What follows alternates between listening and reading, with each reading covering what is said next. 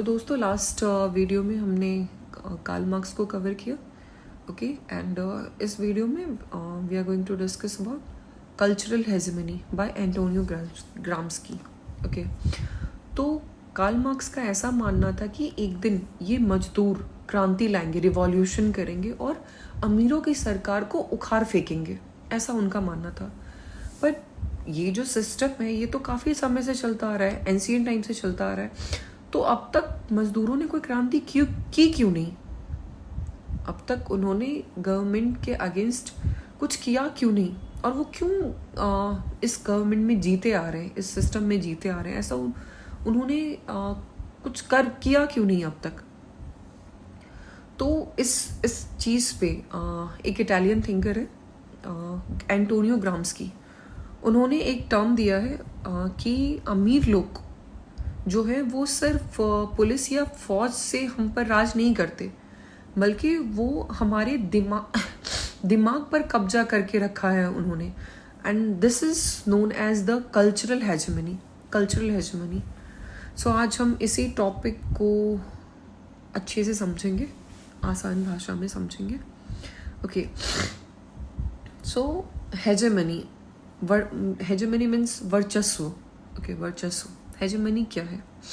सो Gramsci ने कहा है कि किसी पर राज करने के दो तरीके होते हैं। पहला फोर्स, ओके, एंड दूसरा रजामंदी, okay. Force means police, jail और कानून जोर डालना, ओके।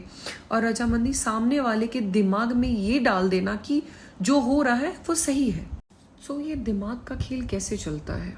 तो ग्राम्स्की ने बताया, एंटोनियो ग्राम्स्की ने बताया है कि अमीर लोग समाज के इंस्टीट्यूशन का इस्तेमाल करते हैं अपनी हेजेमनी बनाने के लिए, ओके।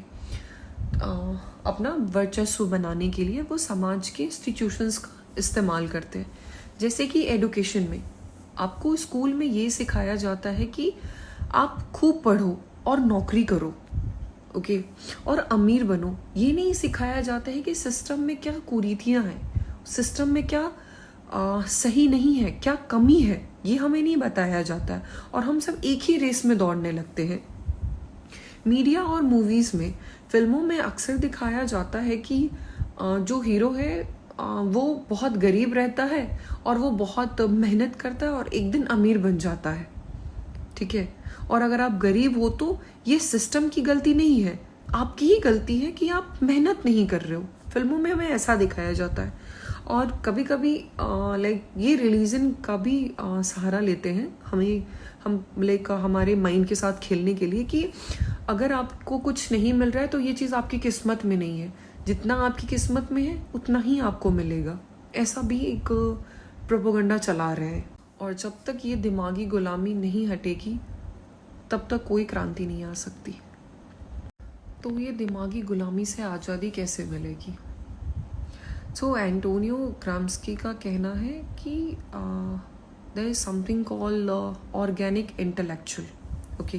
ग्राम्स्की का मानना था कि हर क्लास का एक अपना समझदार लोग होता है, अपने इंटेलेक्चुअल्स होते हैं हर क्लास में, ओके। सो अमीरों के पास उनके बड़े बड़े मीडिया एंकर्स, राइटर्स, लॉयल होते हैं जो उनका एजेंडा चलाते हैं। अगर वर्किंग क्लास मजदूरों को जीतना है तो उन्हें अपने खुद के सच्चे लीडर्स, राइटर्स, यूट्यूबर्स और टीचर तैयार करने होंगे जो आम लोगों को सच्चाई दिखा सके, उनका दिमाग खोल सके, ओके। सो फ्रेंड्स, ग्राम्स्की का सिंपल कहना था कि जब तक दिमाग, माइंड फ्री नहीं, आज़ाद नहीं होगा तब तक कोई क्रांति नहीं हो सकती। और आज के दौर में जैसा कि अभी चल रहा है, so what you guys think कि जो एड वगैरह आते हैं, जो रील्स वगैरह हम सोशल मीडिया वगैरह पे देखते हैं, तो उसके ज़रिए हमें कंट्रोल नहीं किया जा रहा क्या? एक नैरेटिव नहीं सेट की जा रही है कि हम जो देखते हैं, जैसा हमें दिखाया जाता है, माइंड वैसे ही प्रोसेस करने लगता है, हम वैसे ही चीज़ों को मानने लगते हैं। आज के टाइम पे भी यही हो रहा है। एड्स के थ्रू, चीज़ों विजुअली वीडियोस के थ्रू हमारे माइंड को कंट्रोल किया जा रहा है।